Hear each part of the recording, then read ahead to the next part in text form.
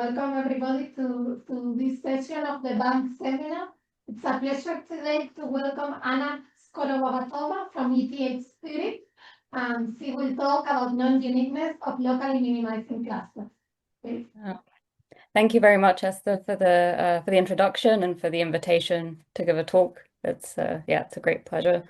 So I'll talk about some joint work with Leah Bronsard, Robin Neumeyer, and Mike Novak, and some work in preparation that should hopefully come out in the next few days with Robin Neumeyer and Mike Novak on non-uniqueness and prescribed asymptotic geometry of these locally minimizing clusters that I'll explain in a second. So, okay. So let me start with some setup and some history. So let's start with the classical multiple bubble problem, which says that you partition your ambient Euclidean space into some finite number of chambers, the first n of which are finite volume, and then that represent your bubble cluster, and the last one being infinite volume that represents the complement of this bubble cluster. And a priori, you don't expect any kind of connectedness or any particular properties of these chambers. So in particular, a single chamber can be sort of several different disconnected pieces whose volumes sum up to this finite amount that you fix for the finite volume ones.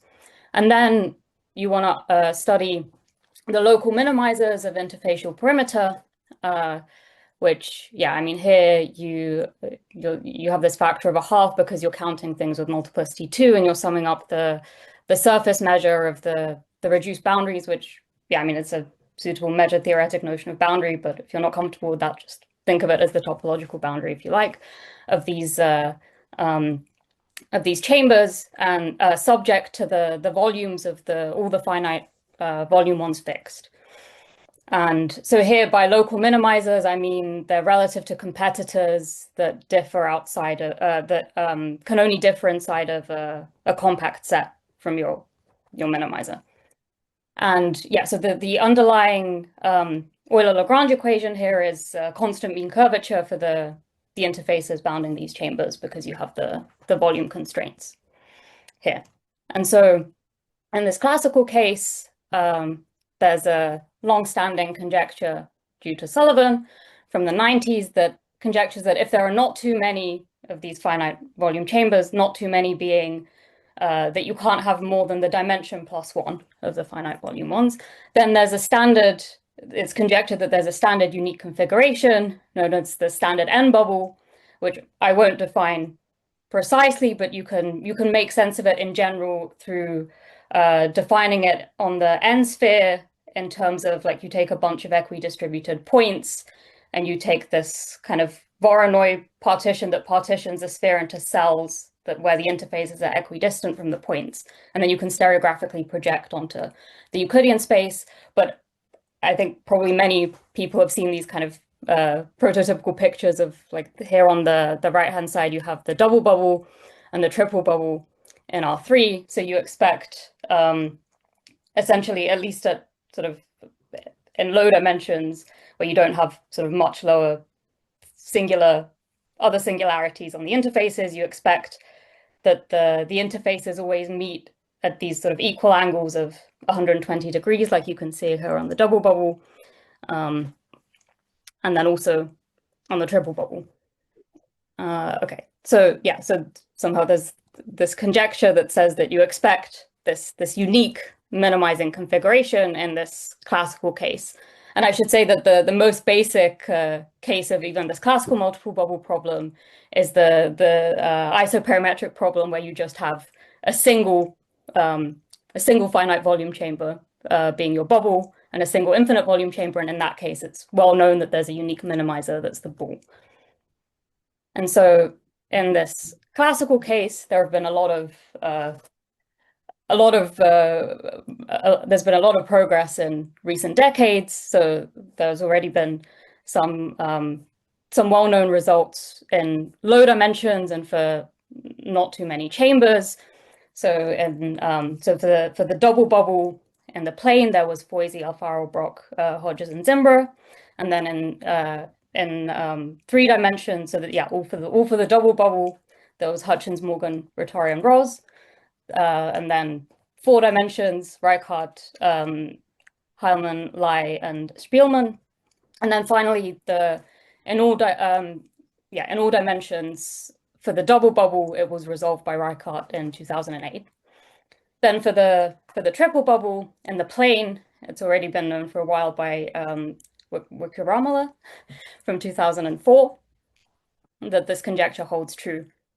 But then there was kind of not much progress for a couple of decades until a few years ago, there was this groundbreaking work of Millman and Niemann, who, they have several results surrounding this, including not just this classical case in Euclidean space with the Euclidean metric. They also consider the kind of Gaussian measure in Euclidean space, and they also consider this problem in the sphere.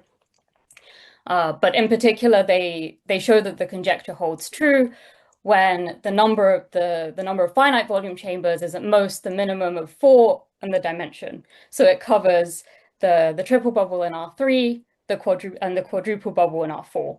And then also since then, they have another work in R5 where they show that the quintuple bubble is a minimizer, but the uniqueness part is still missing. But so somehow all of this work suggests that, that you really expect this conjecture to be true in full generality. So in full generality, it remains open, but yeah, there's this very strong indication that shows that you have this unique minimizing configuration here. Okay, so, but now one thing that one might naturally consider is a generalization of this problem, where, so for the classical multiple bubble case, you had, as I said, you have the some collection of finite volume chambers, but you had just a single infinite volume chamber. But now, what if you consider more than one infinite volume chamber? So now you're going to have these infinite interfaces between pairs of infinite volume chambers arising. And so again, you want to study local minimizers of interfacial perimeter, which again, by locally, so in this case, it really becomes more important that by local minimizers, I mean that the competitors have to agree with your minimizer outside of a compact set. And this is subject, again, to the volumes of all of the finite volume chambers being fixed. Okay, and so aside from this being a natural generalization of the classical multiple bubble problem, there's also a physical motivation that arises from looking at suitable blow-up limits of so-called tri-block copolymer melts.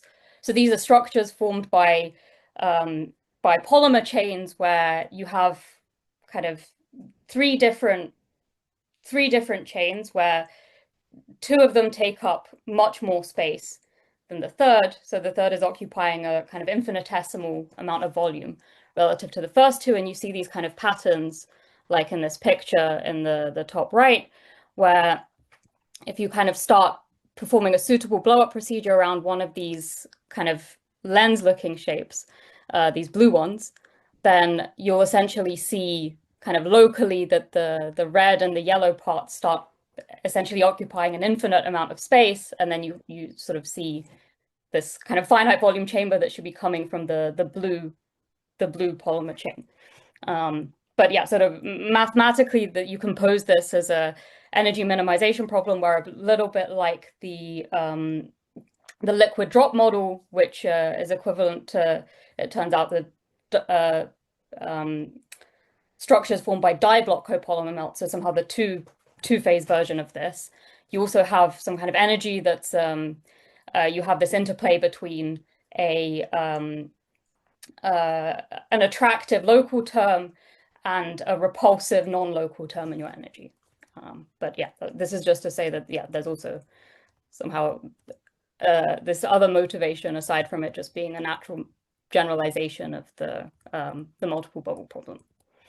And so in this case, you again have, if you look at the Euler-Lagrange equations arising from the criticality conditions, you have constant mean curvature for the interfaces that bound the the finite volume chambers, but then for these kind of infinite interfaces that you see between pairs of infinite volume chambers, you'll have mean curvature 0 because somehow there's no volume, you're not putting any volume constraint on the infinite volume chambers. Okay, so now what can one say in this for this generalization? Well, so there was this first result by Alama, Bronsard, and Briend from a few years ago, which says that, so again, the theme for now will be that there's still a unique minimizing configuration. So in the plane, they showed that if you have, so the particular case where you have one finite volume chamber and two infinite volume chambers in the plane, they showed that up to rigid motions, there's again this unique minimizer known as the standard lens. So much like sort of in this pattern I showed in these polymer chains, it's kind of what you see infinitesimally there, which is, so in the plane, it's a pair of circular arcs that are symmetric about a line, and you have equal angles of 2 pi over 3 at where all three, where you have like these three interfaces coming together. Okay, and then another result that was shown also a few years ago was by Novaga, Paolini, and Tortorelli, where they showed a complete characterization of minimizers in the plane where the total number of finite plus infinite volume chambers is at most 4. So you have these 4 possibilities. You either have the case of the standard N bubble, or standard, where you have an infinite, one infinite volume chamber and the rest a finite volume, or you have the lens, this one of Alama, Bronsard, and Briend, or you have the peanut, which is you have 2 finite volume chambers, 2 infinite volume chambers. So this first picture here near the bottom, or this very low triangle, which is where you have 3 infinite volume chambers and 1 finite volume chamber. So yeah, so in the plane, when sort of for low total number of finite plus infinite volume chambers, you get this complete classification. Okay, and so then the natural question is, what can we say in higher dimensions? And so there's, from a couple of years ago, there's this result by Bronsard and Novak that shows that up to ambient dimension 7, the unique minimizer is still the standard lens up to rigid motion. So in this case, the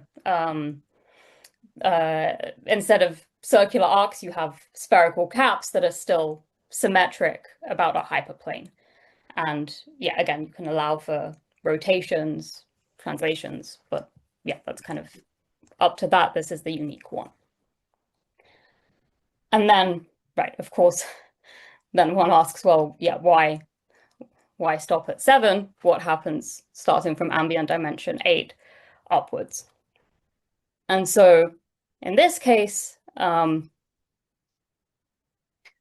we were able to show last year is with Leah Bronsard, Robin Neumeyer, and Mike Novak, is that there exist. So from now on, I'm always going to stick to the case of 1 finite volume chamber, 2 infinite volume chambers, because already in this case, it turns out that things start becoming much more complicated in high dimensions. And so in this case, we showed that for a large number of dimensions starting from 8, so I'll say a bit more about this soon, so this result we have from last year, we're able to go up to about 2,700 because there's a computer-assisted aspect to our proof that will become clearer a bit later on. But we show that there exist minimizing clusters in all ambient dimensions, in all these large number of ambient dimensions starting from 8 that are not these standard lenses. And so I should say that, right, this lens is always a minimizer. So the question is really the uniqueness. Is it really the only one that one can see in a particular dimension? And the case of dimension 8 was simultaneously resolved by Novaga, Paolini, and Tortorelli. And so for this result, I should say, so what is the key thing that's going on here? Why do things start behaving differently starting from dimension 8?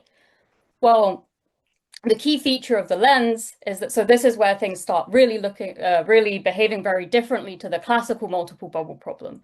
Because in the classical multiple bubble problem, right, you have just a single infinite volume chamber. And so you can blow down this bubble cluster, but then you kind of get nothing. Whereas in this case, you have, so I mean, whenever you have more than one infinite volume chamber, but in particular in this case where you have one finite and two infinite volume chambers, you can consider a blowdown of this local minimizer.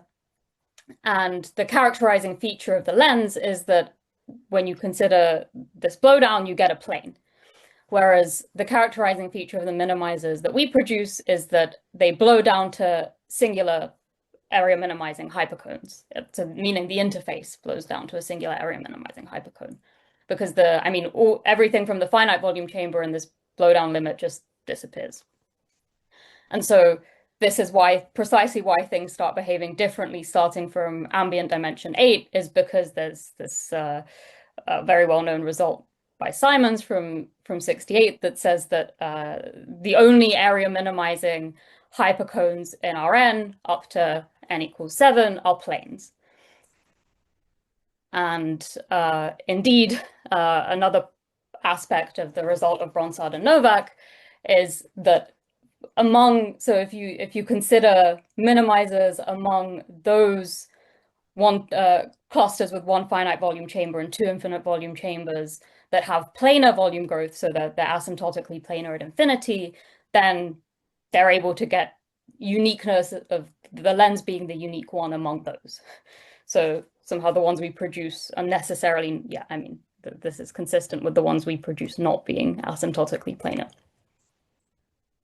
Okay, and so before I take a break and discuss this sort of what we're able to say beyond this with Mike and Robin, let me just digress a little bit to say a bit more about what singular minimizing cones one has in higher dimensions, because this will become important later on when I discuss our arguments. So firstly, there's the well-known Simons cone, which is the 7-dimensional area minimizing cone in R8. And it was shown by Bombieri, DeGiorgi, and Giusti in 1969 that this is locally area minimizing. But then Simons cone, in fact, sits in a larger class of so-called quadratic or Lawson cones, which are these cones given by, so if you write your ambient Rn, if you write it as Rk plus L plus 2, and you decompose into Rk plus 1 and Rl plus 1, then you can express it as this very specific quadratic variety. And these cones are also locally area minimizing starting from dimension 8 upwards. So there's one exception exactly in dimension 8, which is the cone over S1 cross S5. So it's when K is 1 and L is 5 or vice versa. And this one, I believe, it's still minimal and stable and minimizing to one side, but it's not area minimizing so in the sense that you can take one-sided variations. But yeah, but other than that, all the rest starting from ambient dimension 8 upwards are minimizing. And yeah, so I'll kind of come back to this class of cones a bit later when I discuss what we're able to say that's a bit more precise about these the behavior of these minimizers that we produce. So yeah, so maybe let me just before taking a quick break, maybe let me just come back to the statement of this theorem that we have. So so at this point, right, we're able to get this kind of abstract existence result that says that we have these minimizers that blow down to some singular cone that's not the plane.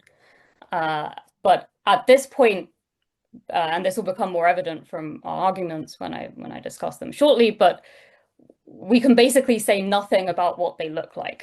So all we know is that, yeah, they blow down to something that's not a plane, but yeah, the argument we have towards showing this is kind of some abstract compactness argument that, yeah, I mean, it really doesn't tell you anything about, it doesn't even tell you which cone they blow down to. And so, yeah, so that's kind of one thing that in this forthcoming work with Robin Newmeyer and Mike Novak that I'll shortly discuss, where we're able to say much more. In particular, yeah, I mean, I'll state this more precisely soon, but we're able to prescribe the asymptotic geometry. We're able to produce minimizers that have very, very specific asymptotic geometry in starting from ambient dimension 8 and sort of these. And another question that we're able to partially address is this upper threshold on dimension, which I'll also mention very soon. But yeah, is it maybe a good time to take a quick break now, or I can also. Yeah. Is there any question so far?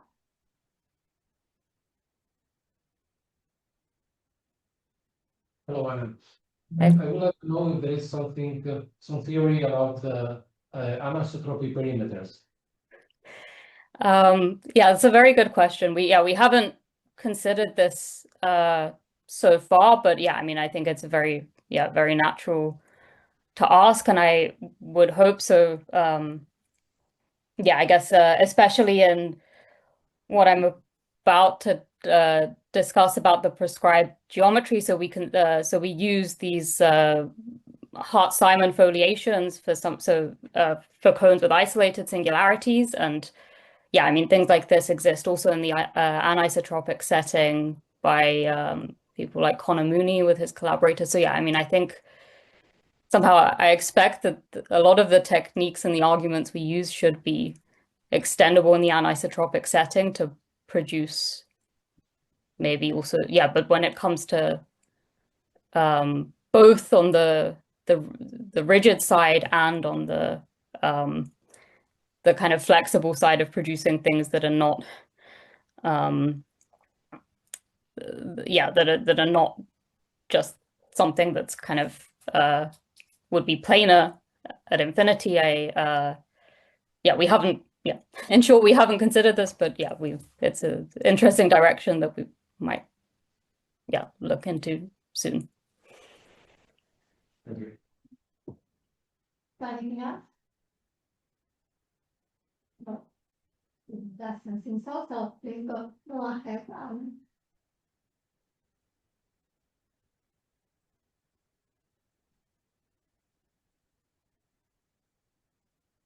Let's continue.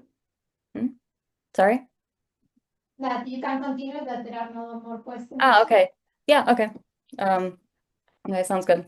All right, so yeah, and just one thing I should say is that also, so yeah, all these examples I discussed so far, they all have isolated singularities, but of course one can also you have this whole class of cones with non-isolated singularities by just taking a product of one of these quadratic cones with any RM factor to get cones with like higher dimensional subspaces of singularities.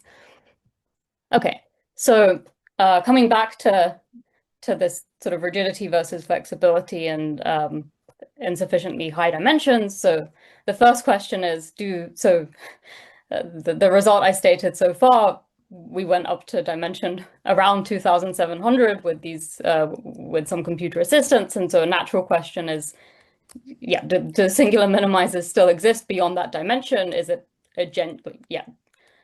do we genuinely expect some dimension threshold above which we can't go or not? And the second question, as I already briefly mentioned, was, yes, what do we expect these singular minimizers to look like? Because, yeah, our initial result tells us basically nothing. Okay, and so towards this, what we're now able to say is that so we have so we're able to show firstly, so towards the first question, we're now able to remove this this upper threshold on dimension in all even dimensions at least. I mean, we expect actually that it's in all dimensions. It's just that essentially it comes down to that in it will again become more apparent soon when I start discussing our techniques, but essentially we boil down this question of existence to some kind of so validating an energy gap between the lens and some minimizer modeled on a singular cone in each of these dimensions, where we have to check that we can, whatever this energy is, again, I'll make this more precise shortly, but we have to build an explicit competitor to show that there's something satisfying this energy gap, something that has better energy than that of the lens in whatever sense. And for in even dimensions, we do this modeled on the Simons cones, so the like generalized Simons cones, where we split the dimension into two equal factors. Whereas in odd dimensions, we construct these competitors modeled on these quadratic cones, where we consider the difference in the dimensions in this product that we decompose the Rn into. We make the two this Rk plus 1 and Rl plus 1 factors. We take K and L to differ by 1. Because for computational purposes, this is much easier to deal with. And then essentially what we do to remove the dimension, this upper threshold on dimension in even dimensions, is we show that we analyze precisely the asymptotics of these energies that we compute, which we can express in terms of some kind of special functions. And so essentially it comes down to having very precise asymptotics for these special functions. And then it's already quite painful to do in even dimensions to basically get an asymptotic that really we can quantitatively analyze from a low enough dimension that's compatible with what we did with computer assistants up to this 2700. And so it's a case of kind of doing the same thing, but not for these generalized Simons cones, but for the competitors we consider for these Lawson cones in the odd dimensions. But yeah, we expect that it's painful but doable, and yeah, it was more that we wanted to verify that there wasn't a genuine restriction on dimension. Then the second thing we can do is we can, as I already kind of briefly said, we can show that actually we can prescribe the conical blowdown that these singular minimizers blow down to. So, and in fact, we can do this so in any dimension when we have existence of these singular minimizers, so in particular, we can choose these cones that we prescribe as blowdowns to be any Lawson cone, any quadratic cone, or any cylindrical cone over these Lawson cones. And then another thing we can do is, so kind of what I discussed until now is for modeled on cones with isolated singularities. Something else we can show, which was sort of very much not clear from what we did until this point, is that there even exist these minimizers that blow down to cones with non-isolated singularities. And something we're able to show is that there exists there exist minimizers that blow down to Simons cone cross R. And then finally, probably the most surprising, at least to us, was that somehow we expected, so despite the fact that we have non-uniqueness starting from ambient dimension 8, something that we expected was that in spite of this, maybe all minimizers actually should kind of stick to the cone they blow down to, in the sense that the infinite interface should agree with this cone, and then maybe you have some structure formed by the finite volume chamber. But what we're able to show is that there exist minimizers that where the infinite interface doesn't eventually stick to the cone they bow down to. So in particular, this is where this so-called Hart-Simon foliation will come in, associated to that exists for cones with isolated singularities, or rather, it exists and is unique for cones with isolated singularities, and also for cylindrical cones. This thing exists, but yeah, I'll say more about that shortly. But so yeah, somehow the thing you should take away from this for now is that what we're able to show is something a bit like, okay, not quite so precisely, but a bit like this picture, that somehow you have some asymptotic behavior that's approaching this singular cone at large scales, and then yeah, somehow the finite volume chamber is doing something that attaches to this this interface, but it's not the interface itself is never sticking to the cone. Okay, so before I start discussing some of the ideas of our proof, are there any questions until this point? Okay. All right, then. Okay, so let's start with the underlying idea for our original compactness argument. So towards this, what we do is we start solving a penalized minimization problem in balls at larger and larger radii going to infinity, where we prescribe.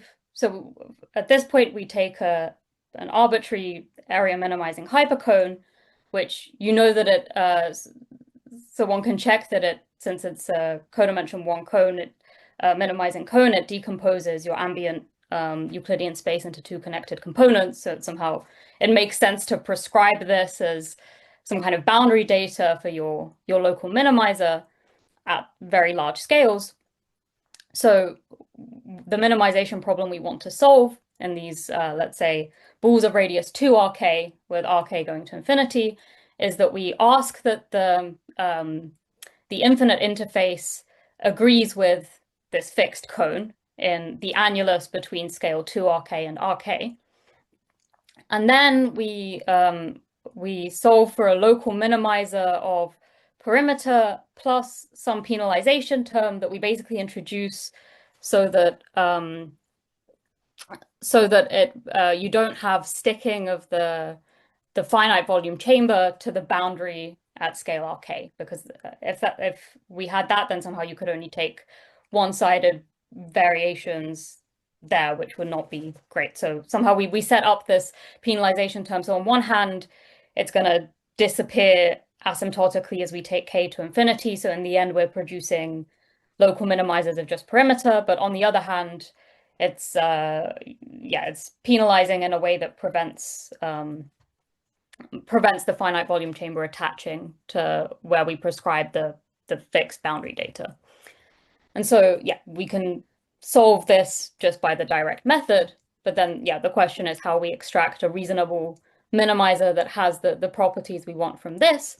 Well, the first step is to decompose the local minimizers that we get in these balls into what we call concentrations. And the concentrations are set up so that you somehow, by how we define them, so they're going to be basically these kind of non-negligible pieces in terms of mass of the finite volume chamber. Because remember, a priori, we don't know that even for a local minimizer, that the finite volume chamber is connected. So it can, in principle, sort of fragment into these numerous disconnected components. And so essentially what we're doing with defining these concentrations is keeping track of these different components. So it's not that we require each one of them to be connected, but we require each one of them to have a uniformly bounded radius. And we make sure that in how we set this up, that each one has a non-negligible mass asymptotically. And yeah, somehow by how we set up these concentration regions, they're necessarily going to be the pairwise distances between any two of them is going to be going to infinity. Okay, and so then for these, the goal is to somehow follow one of these concentration regions with the hope that at least one of them has a singular blowdown and produces the local minimizer that we want. But the enemy is that all of these concentrations are disappearing off to infinity, looking lens shaped. So yeah, because then somehow how we set this up, these scales Rk are going to plus infinity, and so yeah, along the sequence we might have loss of mass at infinity. And one thing I should say, which is an additional property that we get from how we set up this penalization term, is that these, what we can show about these concentrations is that actually their distance is, so this is somehow a consequence of us setting up this penalization so that the finite volume chamber doesn't stick to where the boundary data is. These concentrations are going to be living at distance at most square root Rk from the origin, but they could be living exactly at sort of that radial scale. And so this is also, so from this one can also see that, yeah, in principle, you could have mass disappearing off to infinity, but whenever it does disappear off to infinity, we can't compare how it looks to this conical boundary data that we prescribe because the scales Rk and square root Rk are not comparable. Okay, and so what do we do at this stage? Well, okay, let's come back to this picture that we had. So now the first step is that we show that, okay, well, actually,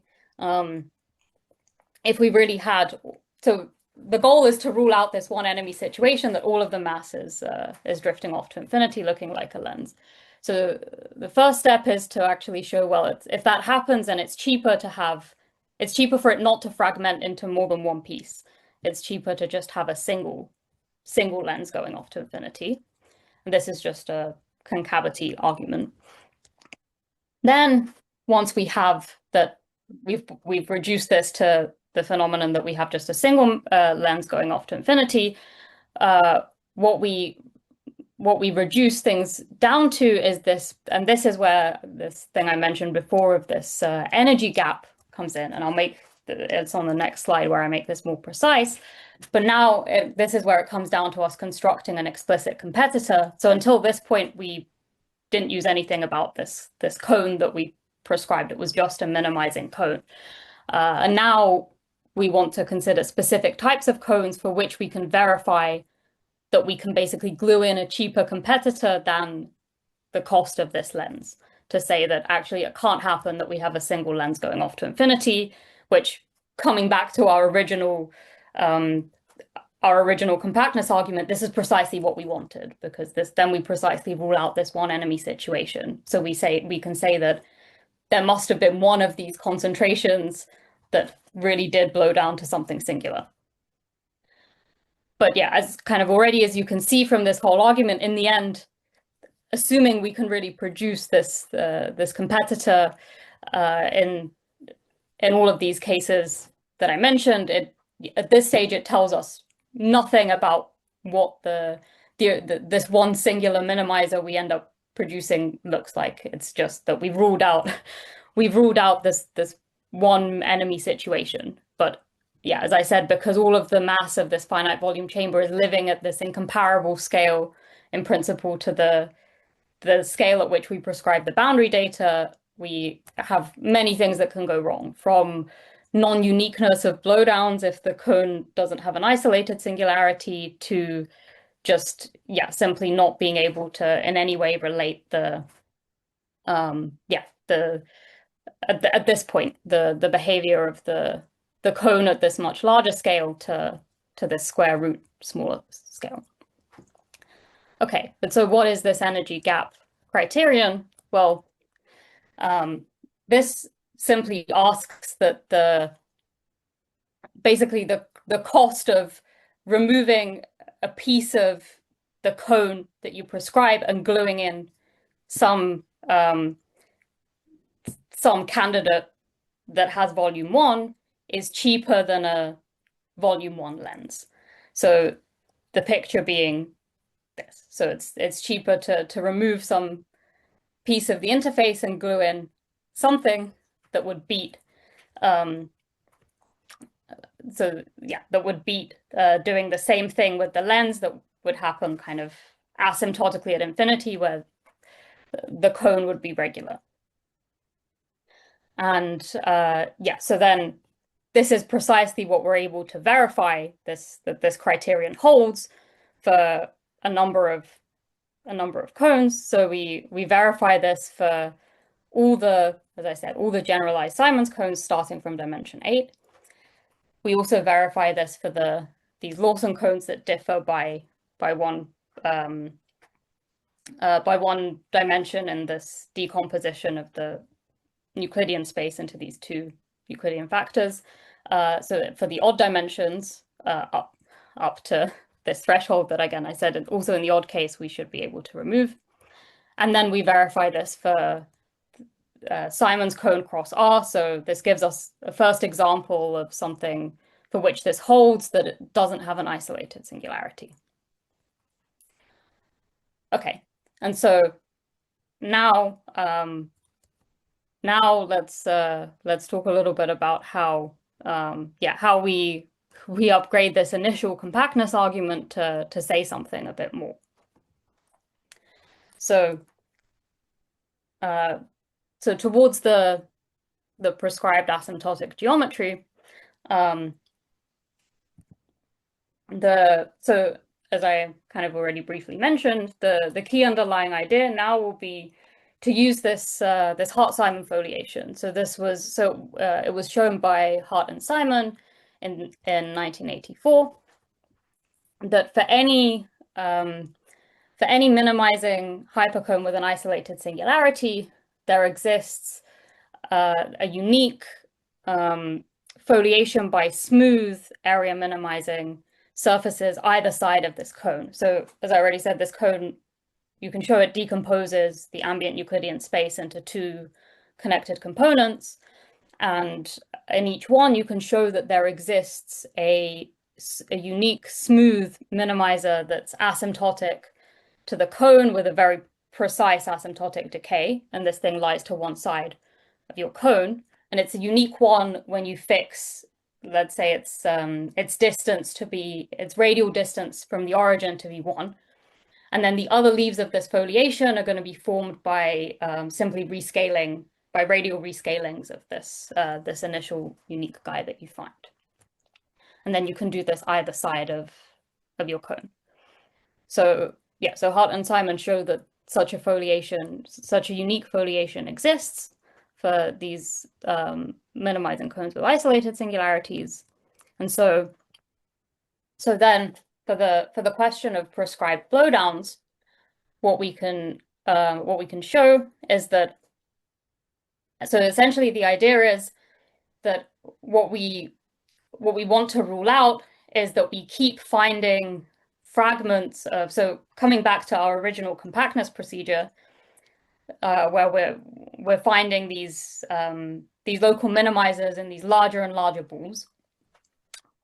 What we want to rule out is that really kind of there's no piece of there's no non-negligible piece that's staying uniformly close to the origin of the cone.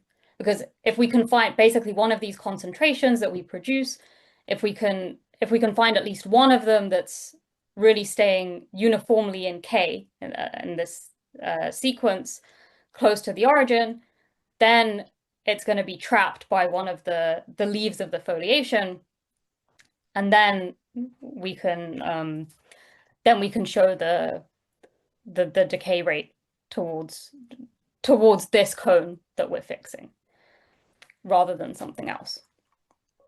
And so to do this, we iteratively kind of peel off lens-like pieces of our chamber one. So we keep sort of finding the closest leaf that is some kind of uniform distance away from one of these concentrations along our sequence.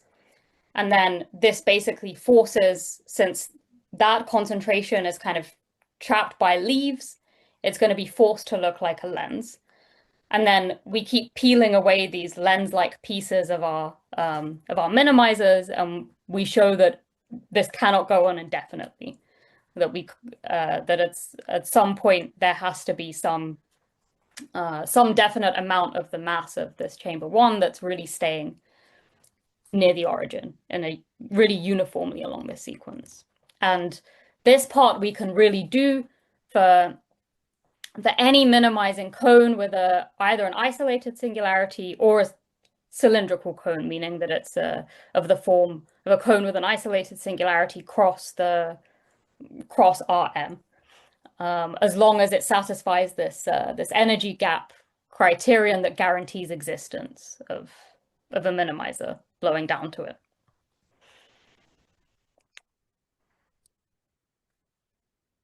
Okay. And then the question of the sort of really forcing something that blows down to a given cone but doesn't actually attach to it. So here we also use the Hart-Simon foliation, but it's we do something a little bit different. So in this case, we show that actually the whole procedure, the whole compactness procedure we used to produce, where we were prescribing conical boundary data, that it actually doesn't, there's no reason why we have to take the boundary data to be a cone. We can take actually any sort of entire minimizing hypersurface. In particular, we can take the leaves of a foliation associated to a cone, for instance, with an isolated singularity. And what we're able to show, so for this part, we're able to do it, this we can just do in dimension 7 for strictly minimizing cones. But yeah, somehow, I think the interesting part is already that we can produce something like this, which is that we basically show that it's not possible in this compactness procedure to produce something that eventually sticks to the cone, because it's actually cheaper to remain close for the interface of the minimizer to remain close to the leaf. So the picture is kind of a little bit like maybe the one from a few slides back, which was this one. So like, we don't show something quite as precise as this, but somehow, essentially, this is what seems to be what is forced to happen. Okay, so now, right. And then, yeah, the thing about producing something that blows down to, yeah, so I guess the one thing I didn't mention among what we're able to now show is I guess I already said that to remove the upper dimension threshold, this is really, somehow I don't want to go into too much detail with that, because it's really just kind of painful asymptotic analysis of this computation we do towards verifying the energy. So I guess I didn't discuss what the competitor looks like that we model off of these cones. I can say a little bit about that towards the end if there's time. But I also didn't want to go into too much detail with that, because we don't think that the competitor we produce is the optimal one. We don't even think it's a critical point of this energy. So we think it's possible to come up with a candidate for a critical point so in the end, to produce a reasonable competitor for these specific cones, that like these quadratic cones, since they have a lot of symmetry, they're invariant under SOK plus 1 cross SOL plus 1. So in the end, it comes down to essentially doing something in the plane after you mod out by these symmetries. And in the plane, I think the one could come up with a candidate for a somehow optimal competitor by solving an ODE for the curve that one wants to use to build this this minimizer. But yeah, this we haven't. So there's a former postdoc of Leah, Dominik Stajanecki, who did some computations with this ODE on Simon's cone, I believe, but we haven't looked too much into that in general, although I think it's an interesting direction to go in to actually get to understand concretely what we might expect for the behavior of this chamber one for these minimizers modeled on these cones. Okay, and then maybe in the last few minutes, let me just mention some future directions. So firstly, the first natural question is what happens when there are more chambers, both finite volume and infinite volume? So even still 2 infinite volume chambers, but now 2 or more finite volume chambers becomes a lot more complicated, it seems. So yeah, as I mentioned in the plane, there were these results of Navaga, Paolini, and Tortorelli for let's say the case with 2 finite volume, 2 infinite volume chambers, you get this peanut shape. As far as I'm aware, it's already, it's not clear what happens beyond dimension 2 for that, whether one, expects to see. I mean, naively, I would expect that, again, from high enough dimensions, when you have 2 infinite volume chambers, you should be able to produce something modeled on one of these singular cones. But our argument also relies on the classification of the planar, the things that blow down to planes. So I think the first thing is still to understand what are the asymptotically planar minimizers, which I think is not yet well understood. And then, another natural question is okay, it seems already that one possibility for the asymptotic behavior of the minimizer is that it doesn't have to, so it might stick to the cone. Actually, we've not been able to, it's kind of strange. We've been able to produce these things that blow down to these cones but don't necessarily stick. We've not been able to produce something that does attach to the cone, which we thought should be easier. But naively, I would have thought that maybe what one might expect when you start seeing these singular cones in high enough dimensions is, let's say you have a cone like Simon's cone that has an isolated singularity, and you very well understand this foliation of smooth minimal surfaces either side of it that's asymptotic, then maybe one can expect some kind of rigidity result that says that the infinite interface is either agreeing with the cone or with one of the leaves of the foliation. Just sort of comparing to what's known for minimizing hypersurfaces in RN that are asymptotic to these quadratic cones. There's a result by Simon and Solomon from the 80s that shows exactly this. So somehow the difficulty is that the interface that we have, okay, there are 2 difficulties for us, but already the difficulty for minimizing hypersurfaces without any finite volume chamber is that somehow, without knowing a priori a one-sidedness condition relative to the cone, it's not clear that you would expect it to be one of the leaves of the foliation. So what the result of Hart and Simon tells you is if you know the minimizing hypersurface lies to one side of the cone, then it has to be one of the leaves. That's kind of a consequence of their result. But somehow the powerful part of the Simon-Solomon result is they show specifically for the quadratic cones, so this is not in general known, maybe not even true for a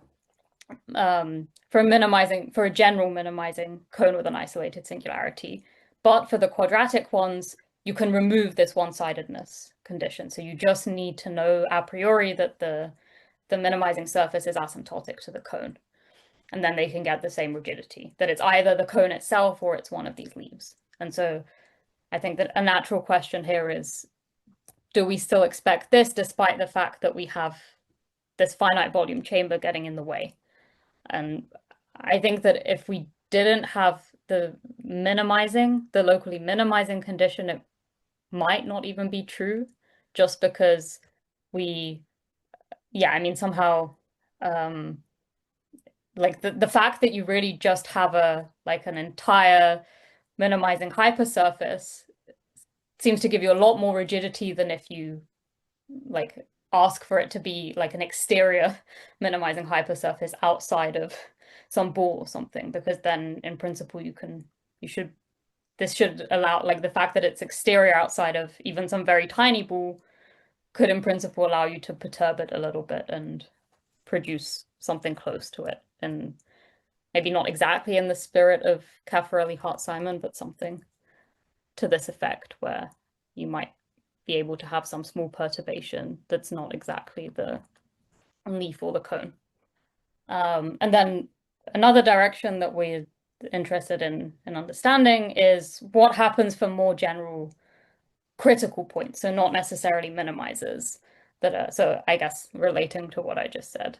But even in the asymptotically planar case, this is not very clear and maybe more approachable. So do we still expect the lens to be unique among asymptotically planar critical points?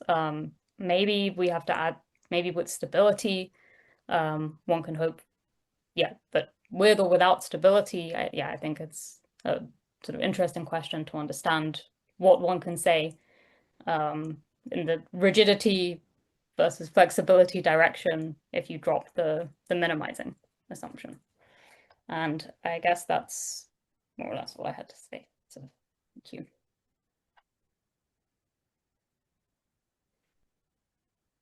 Okay, thanks a lot, Anna, for the nice talk.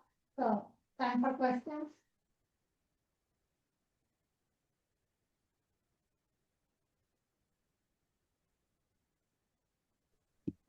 Let me ask you, well, you already mentioned like the stability thing. So have you wondered if the non-planar minimizers are stable? So the ones we, what do you mean? The ones that are not the lens ones. Right. So I guess, I mean, the ones we produce, they will in particular be stable because they're locally minimizing. I guess the thing we don't know is as part of this compactness argument, I guess this is something I was briefly mentioning, like this competitor we construct that has better energy than the lens modeled on these cones for which we show we ultimately have existence.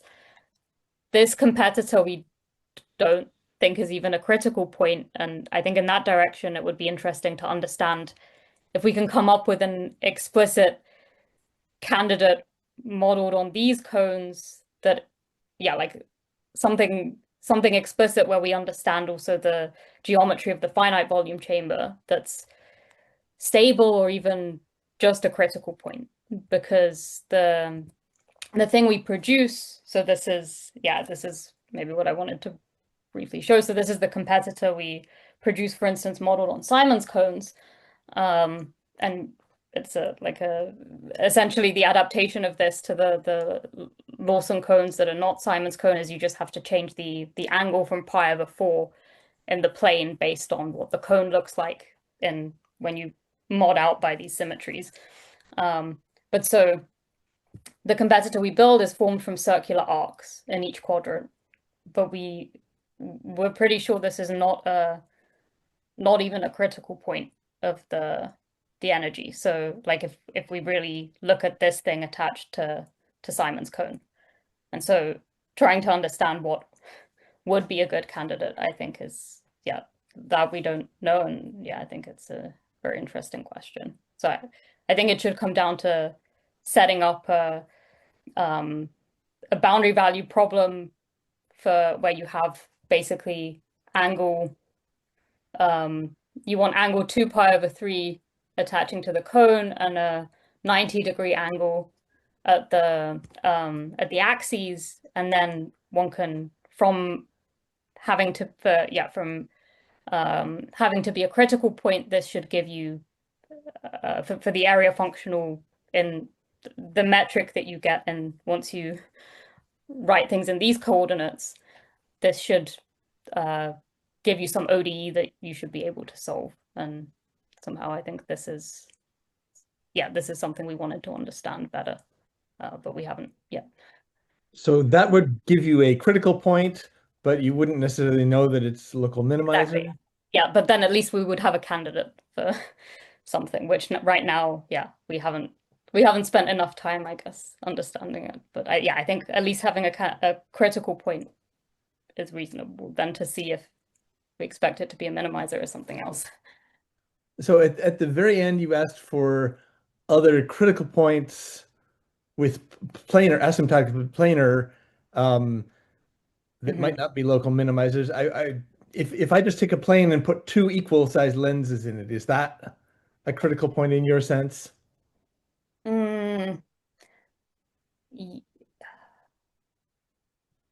Right. So I think this. If the lenses are unequal size, then it would be better to trade volume from one to the other. Right. But yeah, as a critical point. Okay, yeah. So I guess maybe the question I should ask is if there's not something that's, like a finite number of lenses, that's really something else in terms of the geometry of the finite volume chamber that we expect. Like, I guess what we're wondering is, can you construct something that's like a small perturbation of the lens, or even something maybe different entirely? I don't know.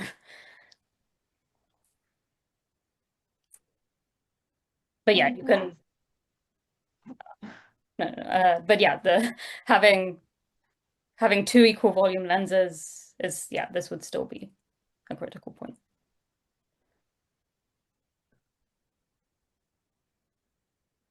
So any more comments or questions? Well, I guess I just say that, of course, in the shapes you showed in the plane for more regions with the peanut and the rouleau triangle, those are still standard clusters in the sense that they're still stereographic projections of the tetrahedron, just with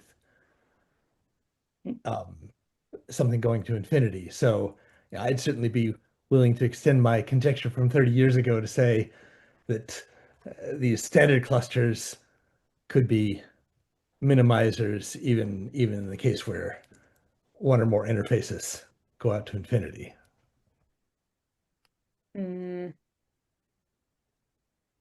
But then what about the ones that are modeled on these singular? Oh no, I didn't say they're unique. It just okay, yeah. They are minimizers. Right. Yes. So that part I agree that seems very Hello, Anna. Hi. Emanuele here. Yes, John, they are standard partitions. In fact, we obtain them as a limit of standard clusters. And right. So it's the conjecture is okay also for partitions. Yeah. So as long as n plus m is less than or equal to little n plus 2. Yes.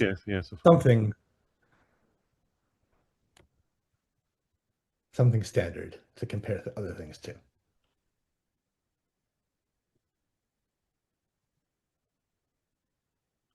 And just Anna, if I understand correctly, so you don't know if this one in the picture with the stationary with the constant curvature, you don't know if this is or not optimal, minimal.